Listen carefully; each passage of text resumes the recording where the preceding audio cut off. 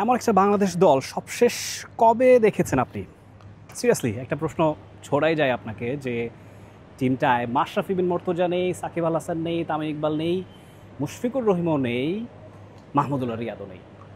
দেখি উত্তর দিতে পারেন কিনা। একটা কুইজ আপনার জন্য সময় দিচ্ছি। Perhaps you guessed it right. যেই মাঠটা এখন দাঁড়িয়ে আছে, অর্থাৎ এই কলম্বোর আর প্রেমাদাস স্টেডিয়াম, যেখানে বাংলাদেশ দল ইতোমধ্যে প্র্যাকটিসে নেমে গেছে, ঠিক এই মাঠটাতেই সবশেষ 2005 সালে বাংলাদেশ খেলেছিল। এই যে পঞ্চপাণ্ডবের নাম বললাম, এই 5 জনের একজনকেও ছাড়া। হ্যাঁ, 20 বছর পর বাংলাদেশ মুখোমুখি হতে যাচ্ছে আরও একবার শ্রীলঙ্কার বিপক্ষেই এই প্রেমাদাস স্টেডিয়ামেই।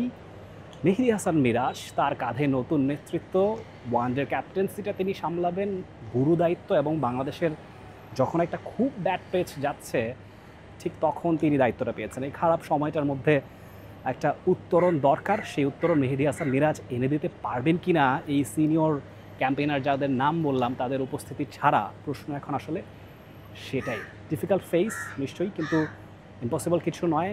প্রশ্ন আসতে পারে আপনার মনে যে মেহেদী মিরাজ যখন তার দরকারটা হবে যে কারো কাছ থেকে সাজেশন নেবার, একটু গাইড হবার, তখন তিনি কার কাছে যাবেন? সেখানে তো তামিম ইকবাল নেই, সাকিব আল হাসান নেই, সেখানে মুশফিকুর রহিমও নেই, মাহমুদুল্লাহ রিয়াদও নেই। কোথায় তিনি যাবেন?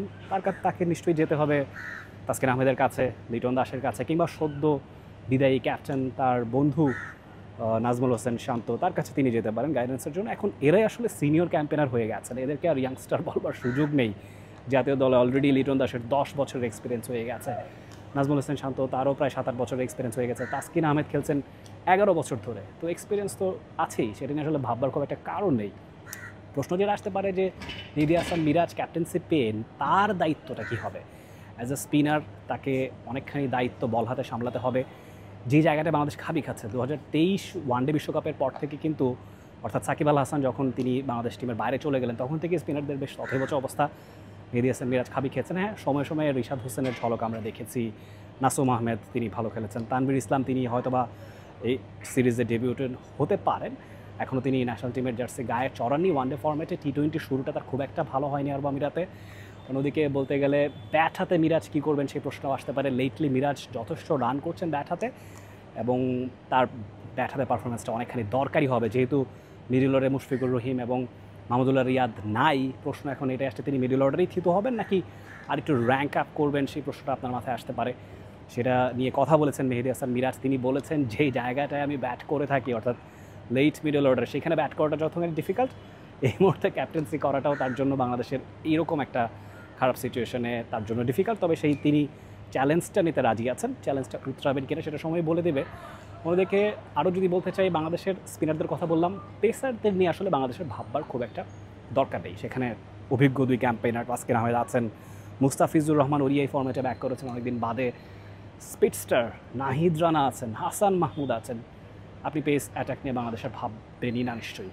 যদিও এই ম্যাচটায় যথেষ্ট সিম ধরে, স্পিনাররাও ভালো করে থাকেন, অনেক সময় শ্রীলঙ্কার স্পিনাররা এখানে বেশ ডমিনেট করে বল করে থাকেন, সেই জায়গাটায় আসলে হেড টু হেড বাংলাদেশ হয়তো খানিকটা পিছিয়ে থাকতে পারে এই মুহূর্তে।